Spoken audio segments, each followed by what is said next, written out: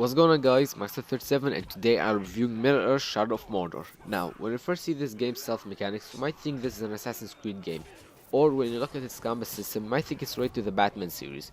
Well, visually, yes, but when you actually play the game, it's a whole different thing. The stealth missions are well designed, the combat system is flawless and challenging. It's gonna take a while to execute an orc, especially when there's tons of them around you, but with some cool wraith powers like the chain takedown trick,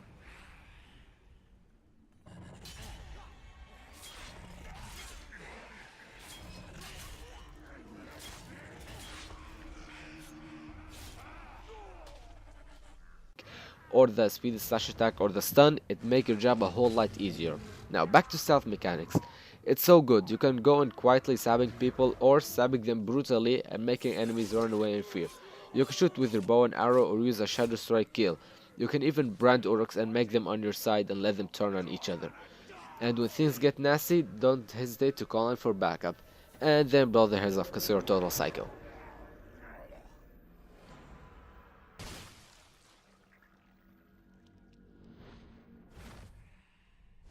Moving on to the open world. Well, I finished the game and there's still tons of side missions and quests.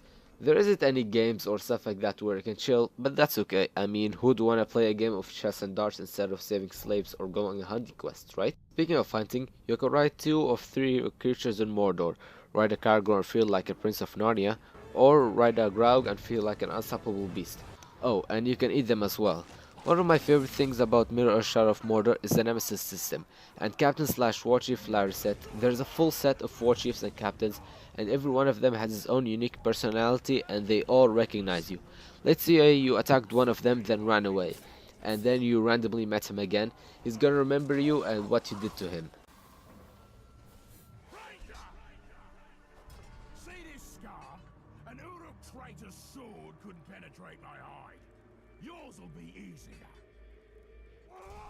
You don't stand a chance. And if you try to run, I'll track you down, so help me.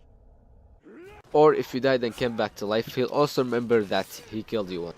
With different dialogues every time, I've never heard the same dialogue more than once, which is good. Also, unlike every game, dying actually affects the game, for captains and warchiefs will be promoted and have their level raised. Even if some random orc, just a nobody, a random orc killed you, he'll get promoted and possibly become a captain or warchief. You'll often see battles going on between 2 captains or executions between 2 captains, and it's your choice whether you want to interfere or not. But don't always kill them, you can rather make them on your side. All captains and warchiefs have weaknesses, strengths, fears and hates. The way I know about them is by dominating certain orcs with intel knowing what they fear and hate.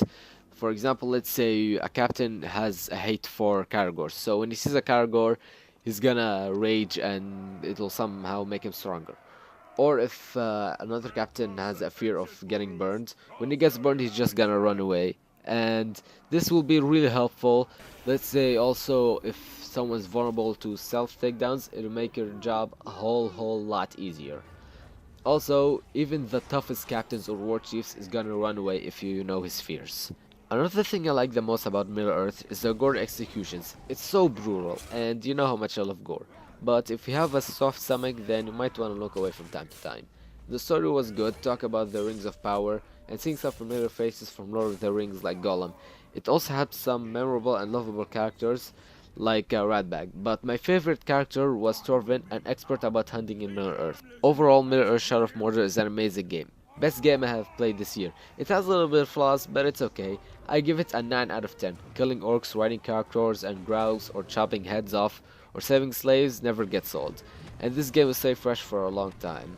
What do you think about Mirror Shadow of Mordor? Tell me in the comments below. Also, don't forget to like, share, comment, and subscribe, and I'll see you next time. But first, let me take a selfie.